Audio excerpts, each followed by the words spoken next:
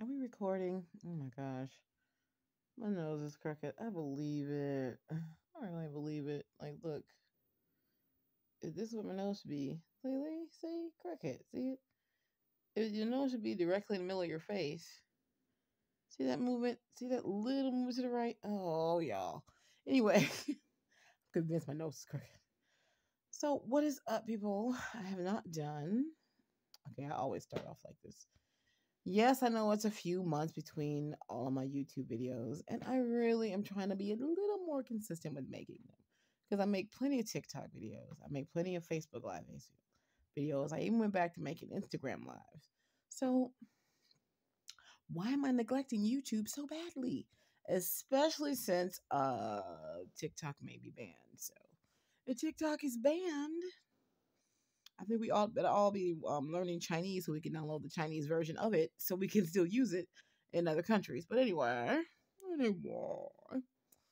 I hope it's not banned. This is getting stupid. Like really, um, all the other apps invade our privacy the same way, but TikTok's the problem. Ew, hi. I mean, real talk. TikTok saved our lives during the pandemic. Let's just be real. If we didn't have that to look forward to, what would have happened? I mean, we were all on there sharing our lives, and it really was, a big help for me during the pandemic. So, and still is now. So, yeah, I hope they don't ban it. But anyway, hello, what's happening? How's everybody? How's it going? Happy April 14th. Tomorrow is April 15th. Tomorrow is Jackie Robinson Day. And tomorrow is tax day. Hope you file those taxes. So, yeah. So looking for definite feedback. But I'm just going to warn you right now. This is going to be a little bit of an angry rant, as most of my rants are angry, and I am, yeah, I'm tired. So there's, I'm going to warn you now. There's going to be cursing, and also there's going to be accountability. So I never do anything or approach any situation without taking accountability for my part in the conversation. So as you guys knew, I was virtual 3 years. So still very much new to the district. So this will be ending my 4th year. In fact, yeah, this is the exact 4th calendar year that I have been in this district. I was hired March of 2020. I was hired during the pandemic. So I was hired. We were working online. There wasn't a lot of training for it. I did the best I could. I had to teach myself a lot of things. Okay. And I had to teach myself to do it virtually, which required some alter I can't talk right now. Which required some altering of the situation. Okay, altering some condensing or some combining of the curriculum because you couldn't do everything written online. You just could not. There were certain things you just couldn't do. I mean, get the kids in a circle and have them turn and talk and have them walk the room and have them do a picture walk. Um, you could do it on. I mean, you could do that to a certain extent online, but you just could not do all the things. Just so there was a lot of, I want to say, shortcutting or condensing or alterations. Okay, let's just say that. And so I had to do that for 3 years. Remember, I was virtual 3 years. So this is my first year back face to face since 2019. So I had not taught face to face since 2019. Never taught in this district. Had not taught this curriculum. So, okay. Now, we've had some PDs. I've I've done my best to take some PDs. I've taken some, I've asked for help. I've asked for help in many ways, and I've gone through it. I've read through it. I watched the videos. I've done the best I could with it. But have I had thorough training on this is what this should look like? No, I haven't still. And I have asked. And so I have I have sought the PDs. I have spoken to the curriculum directors, and they've given me some advice. But even some of them don't know how to execute it. So it's like, Ha. So here we are with me. Now remember, I also have not taught fifth grade face to face since 2005. So 19 years. And I hadn't taught face to face at all since 2019. So this is my first full year back face to face in 4 years back teaching fifth grade in 19 years. The majority of my career has been teaching third grade. And those 2 years make a difference. They make a huge difference. So I admit that I am learning the curriculum along with the students. I admit that I am learning how to execute the instruction along with the students learning how to receive the instruction at the very same time. I have asked for help. I have said that I needed to go and watch another fifth grade class to see how I'm supposed to do this. One of the curriculum directors is observing me, and she doesn't teach the class or tell me anything except what I need to add, but she's not really coaching me or assisting me. She's just sitting there watching me taking notes. It's not really doing very much. It's like, frankly, get up and teach this class so I can see how it's done. Like, I may ask her one day to just, I need you to actually teach the class.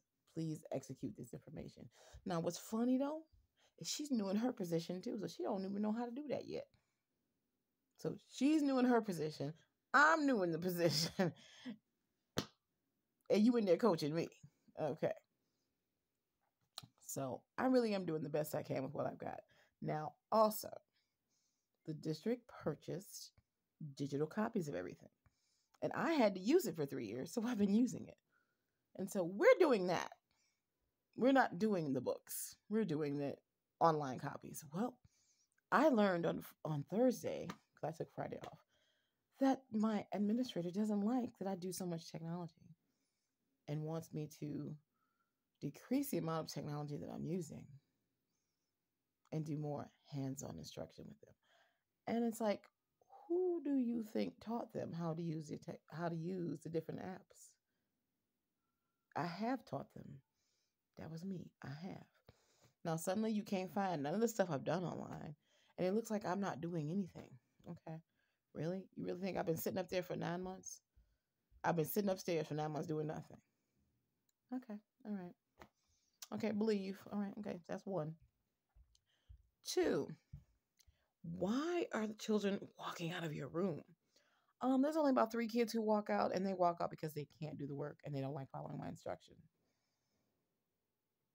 Well, we need them to be in class. I don't tell them to go anywhere.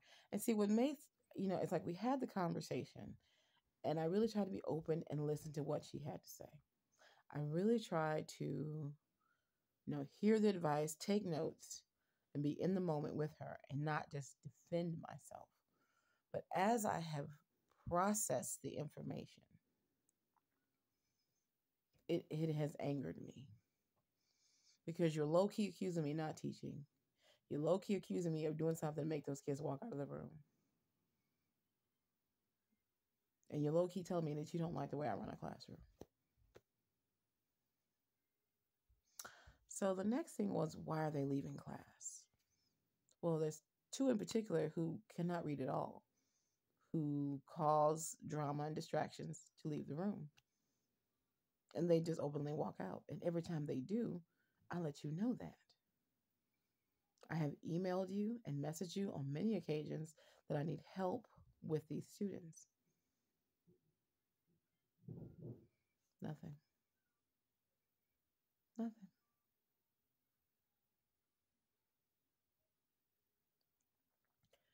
I explained that one of the students only wants to sit by certain people because he cheats off of them and he wants to be able to cheat off that certain student. And when I move the student, not him, when I move the student, he gets angry and wants to leave the room because he don't want to work no more. But when I ask, why do you want to sit by that person in particular? What is it about sitting by her?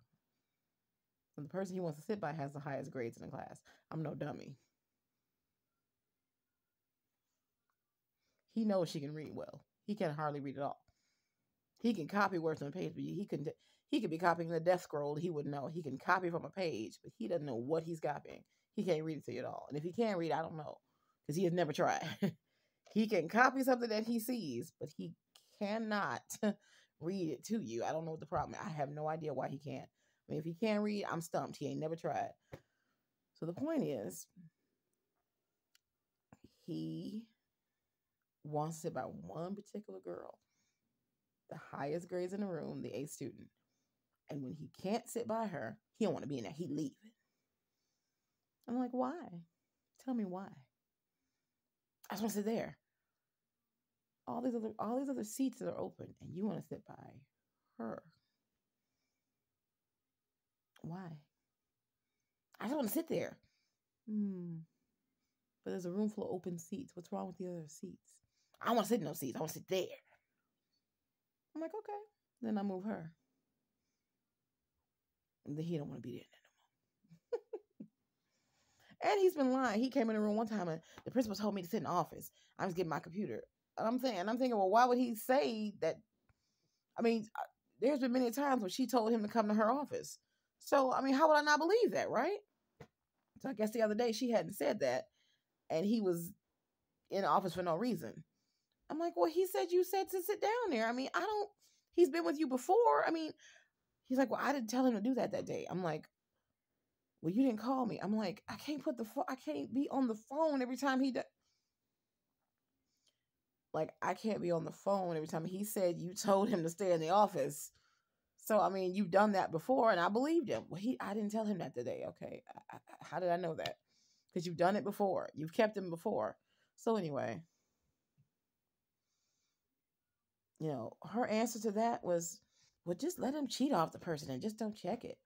So how will I ever really know what he can do if I let him cheat off the A student and he believes he did something right and he believes he deserves credit for it? Like, he knows the little girl is smart. He knows. And so he wants to sit by her so he can copy her work so he can get the grade too. So he's going to do all that and I refuse to give him the grade and he's going to flip out and leave anyway. Like, he can't get his way in my room. And so he doesn't always want to be in there because he can't run the show. But just let him cheat so he can stay in the class because she don't want him out the class. Then another student, he had asked me, he said he wasn't feeling well and he wanted to go down and he didn't want to come to the room. I said, well, go and ask. I picked the teacher. I'm like, go and ask Miss So-and-so if you can sit in there for a minute, just calm yourself down and come back later. So he never came back. And then when he came back, the principal brought him back. Like, he was just roaming the halls. I'm like, you asked to go to another teacher's room and I sent you down to ask a teacher if you could do it. And, well, she said the class was full. So why didn't you come right back? Oh, I'm sorry, my bad. I should have came back. Yeah. So he's roaming the hall. The other one's in the office.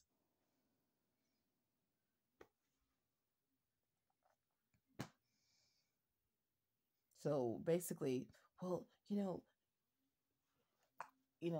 maybe if you, made the class, more interactive, or if you taught more, if you were instructing them more, they wouldn't want to leave. So it's on me.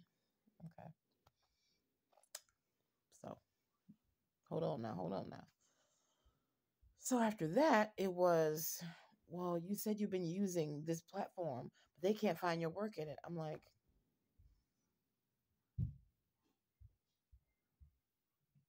I've been using that platform for 2 years. You can't find anything I ever did in that platform when I've been using it? No, it says you opened up something in September and you haven't opened it again.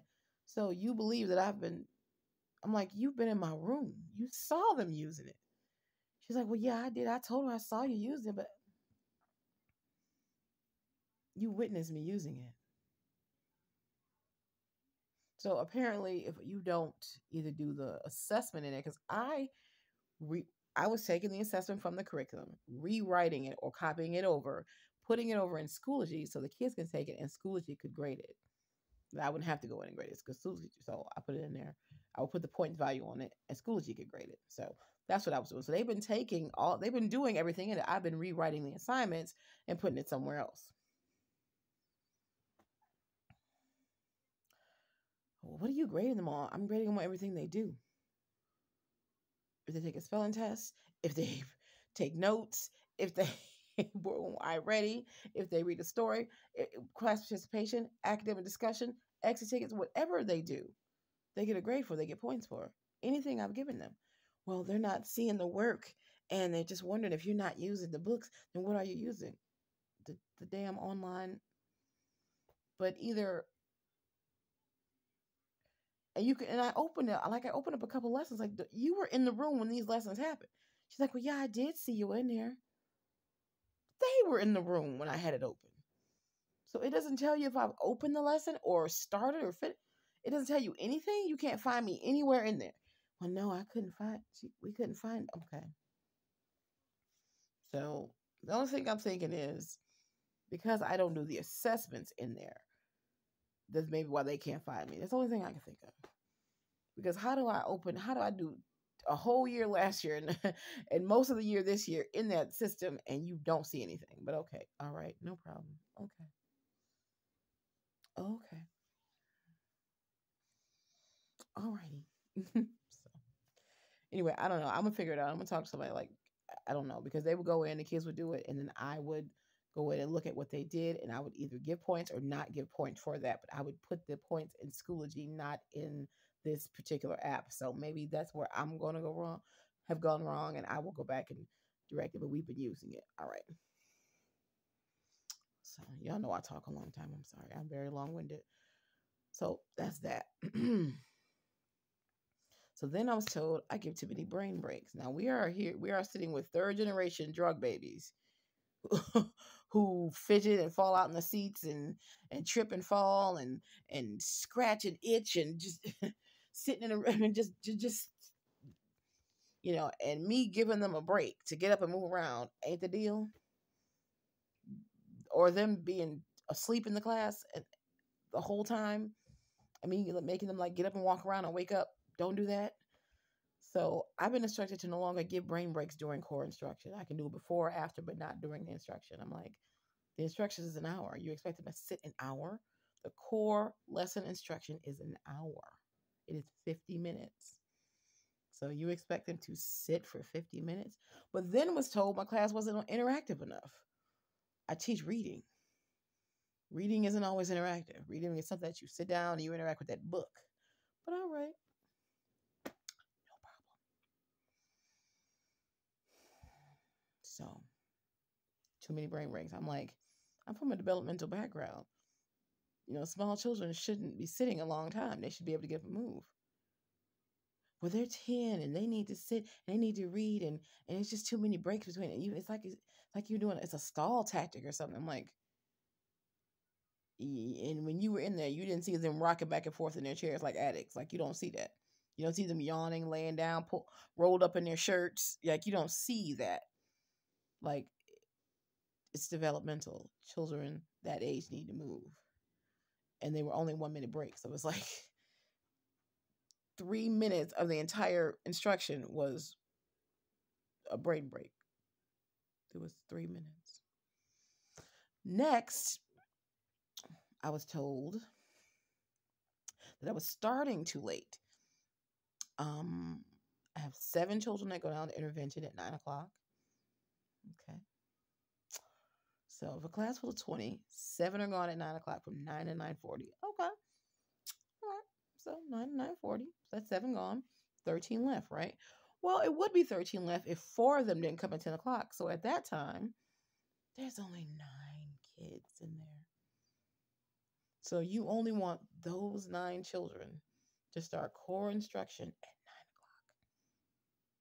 9 o'clock. Because I was starting it at 9:40 when I got the 7 back. And by that time, the other latecomers who were 9:30, 10 o'clockers were there. And on any given day, there's 3 or more students absent. So let's just say most days there's 15 to 17 kids there when it's a class of 20. So let's just say tomorrow's Monday, and I promise you more than half that class will be absent. Why? Because their homework is due and their spelling test is due. And it won't matter what day I put it on, because if I put it on a Tuesday, they'll be absent that day. When I put it on a Friday, they were absent that day. So no matter when I changed it, they were absent. So you got 9:30, 10 o'clockers, 7 kids downstairs, and about 8 or 9 kids in the room. And I'm going to start the core instruction, not the small group, but the core instruction early with those 9. So I was doing small group activities or iReady activities with them, waiting on the other kids to come back so I could start. So I was starting the core instruction at 9:40 when I knew I had most of the class. She don't want me to do that no more. 9 o'clock with 8 kids in a room on a good day. So the rest of the class, so 12 students, will never get core instruction because they won't be in there when I start it. By the time they get back, I'll be ending it because it's 50 minutes. If they're gone for 40 minutes, they'll only get 10 minutes. Okay. And then finally, I was told it's my attitude and I need to perk up, drink some coffee, get in there and to, make it, make them feel like they want to be there. Because when they're in the other class, they get to do, I'm like, the other class is math and science. Math and science is more interactive. Math and science have more pieces. If a child is not moving around in a math and science class, that's a problem. But reading is reading, and you have to sit your butt in a seat and read a book. There's not a lot of movement in a reading class. There's talking, maybe some picture walks, but most of the time reading is in that daggone chair, opening the book, interacting with the book, or the audio that's coming at you. Reading doesn't require reading is not a bunch of movement, not in the upper grades. In the younger grades, when you're teaching them to read, yes, you can do a whole bunch of centers with that. But once they hit 5th grade, you're reading for information. You're sitting there with a book, opening the book to read. Now, my other colleague is not one of us. She's Caucasian. She's beautiful, she's wonderful, and I love her. But I knew that this was immediately going to be a case of black mama, white mama. And what do I mean? Well, they move around in her class. They do this in her class. And they don't run out of her class. And they don't act this way in her class. I'm like, really? Really? You don't think she tells me when she has to call you or write somebody up about, like, we're having the same exact behavior problems. We're calling the same parents every day. Are you really comparing me to her? But more than that, her subjects are more interactive. You're going to see them moving. It's science. You're going to see them doing experiments and doing stuff. But her science curriculum is online, so is her math curriculum. iReady, Zearn, Eureka Math, all the science. Her stuff's online too. So half her classes online, half her classes interactive. Like, she's using technology almost as much as I am. But you compare me to her because they can do more of what they want in that class. They walk around the room and do whatever they want, walking in and out of the class, walking back and forth to the bathroom all day. They do whatever they want with her. And she just keeps teaching and keeps going. I check it. No, you can't go to the bathroom 300 times in here. No, you can't get up 8,000 times to do something in here. Unless I give you a brain break or a stretch break, you need to sit in that seat. So, no, you can't chew gum and have your hoodie on and have your phone out and doing what you want and sit next to your friends and talk and play. No, you can't. No. So when they get to my room, they can't sit by their friends and talk. They can't play. No, they can't have their hoodies on. They can't have their phones out. They can't have cookies and gum and candy. Like, it's certain things she allows them to do because she does it. So she feels like she can't tell them no, she does it. Well, I don't do that. I don't eat candy and things in front of them. I don't keep a messy room. I'm not going to allow you to do that. You can't make a mess in here and just leave it. And no, you can't walk in and out of here for bathroom breaks all day. Oh, can I get water? Can I go to the bathroom? All day with me. You can't do it. It's because you can do it somewhere else. So, of course, like I said, it's black mama, white mama, And I'm like, my Caucasian darling teaching partner does not look at those children and see herself. She does not see her community. She does not see what I see. She does not understand what I understand about what's going to happen to them. She doesn't see it. And She teaches more interactive. Let's put all that aside. Her subjects are interactive. Mine isn't. You can talk and discuss during reading. You can. You can listen to the audio, but really, in fifth grade, it's you and that book. Now, what I was trying to do with the brain breaks is to give them some time to move around, because it's not. You do have to sit and read a lot. So I know they're kids. I know they're fidgety. So get up and move around and walk and stretch and wake up, and then we're going to get back to this work. So don't brain break them. Make them sit the whole time. But then my room is boring and it's not interactive enough. Huh? And then, of course, I need to perk up. I need to drink some coffee and perk up and be happier so they'll be happier. And I'm here to say, fuck that shit. I am not in that goddamn room alone. And no matter what mood I walk in, if they walk in a shitty mood, the room temperature changes. I ain't in that bitch by myself. And I really get sick of that lie. Oh, this is how you feel. Fuck that. Because most times I go in there with an open mind and an open heart, and they come in shitty moods and fuck up the entire program. And I'm sitting there doing write-ups or calls, and I can't even do my goddamn job because I'm dealing with a bunch of traumatized children who bring their shit to school and throw it up on everybody else, and then I gotta fucking fix it. So fuck that goddamn lie about, oh, it's you and how you're feeling. Kiss my ass. I say good morning. I ask them how they're doing. I tell them they want to talk to me. You know, I ask them how they're feeling. We do a lot of SEL, social emotional learning. So no matter how I'm feeling on the inside, I don't show that shit to them. They're the ones who come in sleepy, tired, angry, frustrated, itchy, scratchy, tired, mean, rude, all the things, and immediately come in and throw that mess up on somebody else. They come in at 8 o'clock in the morning fighting each other in a fucking fight at 8 o'clock. But I'm the motherfucker that's the problem. See, that's why I said, warning, it's going to be some cussing on this one. You know, so I'm like, fuck. I'm like, no. How I feel, I'm not the only person in that room. You know, the temperature of the room is based on everybody in it, including those kids. I'm not the only one in there. So it's just like, you don't think I'm teaching enough. You don't think here's the final one. One of the parents complained that my homework wasn't rigorous from a bitch who don't turn shit in. Like, wait. You complained that my homework wasn't rigorous, and 50% of that class never turns in homework. I ain't going to be talking about their test scores. I ain't going to be talking about the fact that the homework I send home is directly related to the things that they cannot do in class. Grammar, punctuation, and spelling. Okay. But okay. Can't identify a verb in a sentence. Can't identify a noun in a sentence. Can't conjugate verbs. Can't punctuate sentences or paragraphs. I mean, I'm teaching this same skills over and over and over again all year, because every time I have to write something, when I get it back, it does not look good.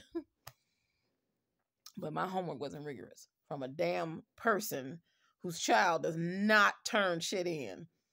Don't even half be there. But you told somebody my shit. Child, this person said my homework was not rigorous enough, and your kid does not turn it in, and your kid is absent at least twice a week. Not rigorous enough. If you don't go on somewhere. So it's like, this is just some shit. I'm real over it. You know, so it's just like, you know what? How long do I have to? And it's like, I have been unemployed in this profession several times. Okay. And that was very hard. I even tried to have my own, y'all know, I tried to have my own LLC. I tried to do my own thing. Didn't work. I tried to work in a different position in education. Didn't work. So I've applied for other jobs outside of education. Never got them. And now it's just like, at this point,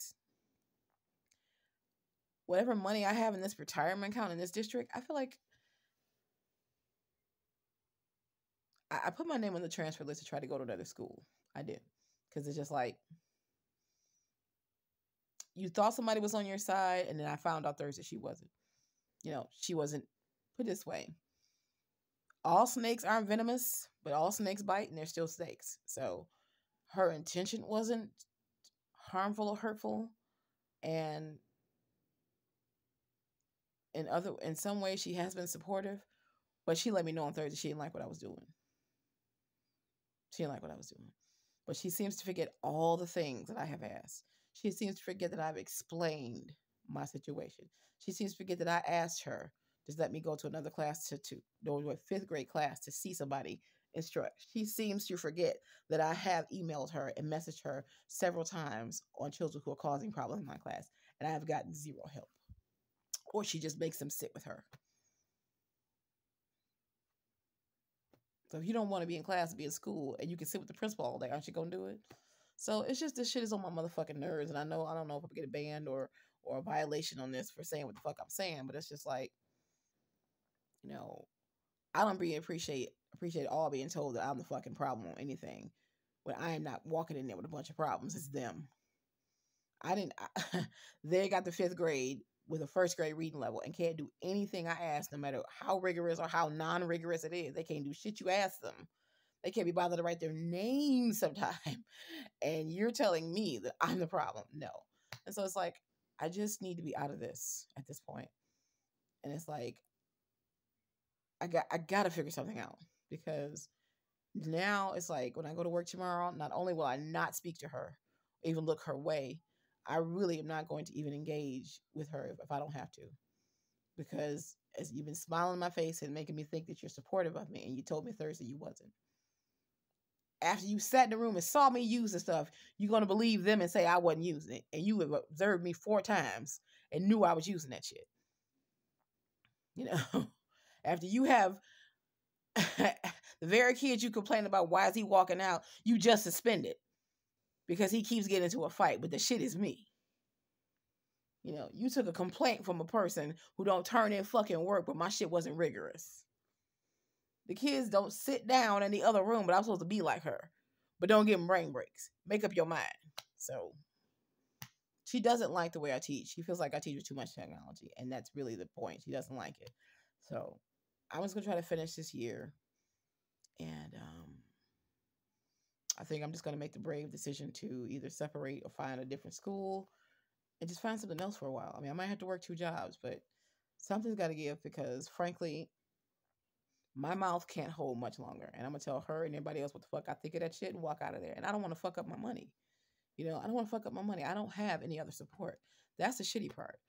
I don't have anything else to support me. So it's like, I don't want to say the wrong fucking word and blow my money and blow something.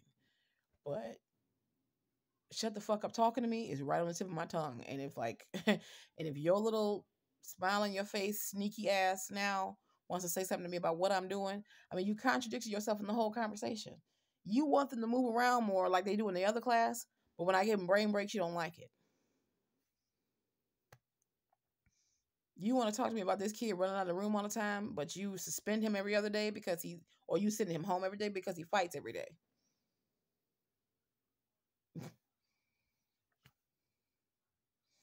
And let him cheat. You sent one of my students to another teacher's class to sit in there all day and play games. When I sent my student to another class to kind of calm down and relax, you told me not to do it. You don't recognize that math and science is more interactive than a regular ELA reading class is, but don't give them brain breaks. But let them be more interactive. But you need to teach more.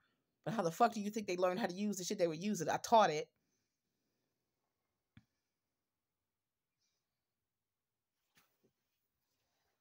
Then you can go look at one of the other teachers. Nobody else in here teaches 5th grade ELA but me. I need to see a 5th grade ELA class from start to finish. But you can see anybody's class. No, I can't. The kindergarten teacher doesn't do what I do. The 3rd grade teacher doesn't do what I do. The 4th grade teacher, it's not the same material. It might be the same procedures, but it ain't the same book. I want to see what happens with my material from start to finish. And I asked you that. So I just got to, I just turned 53 and I just got to pray that this works out, because I got to get out. I got to either do something different that's out of a classroom or just be done with education and go do something else, because my mouth is not going to hold much longer. And I'm going to say what the fuck I'm going to say. And it's not going to go well, because this is a fucked up, shitty situation to see a bunch of black people letting black kids go down the fucking drain. And I'm trying to hold somebody accountable for the shit that they're doing. And I'm the problem? No, I ain't the fucking problem. Y'all are. So The only problem I am is that I'm too goddamn honest, and I cannot bullshit, and I've never been able to. And I absolutely picked the wrong fucking profession to be in, and I'm so sorry I did it. If I could go back in time and change it, I would. And I've been trying to fucking do this for 25 years, and how many problems do I need to have, and how many red lights need to flash in my face before I get this shit? So I really need to make a better plan to get the fuck out of this and be done. Because as much as I love the breaks that we get, and I think that's the only reason I've been hanging on, I need to just go ahead and give them up. I need to sacrifice the breaks so I can get the fuck up out of this unintegrous system in this bullshit ass district that's throwing black kids away and go live a different life, because this is garbage. So, just how I see it. Y'all have a good night.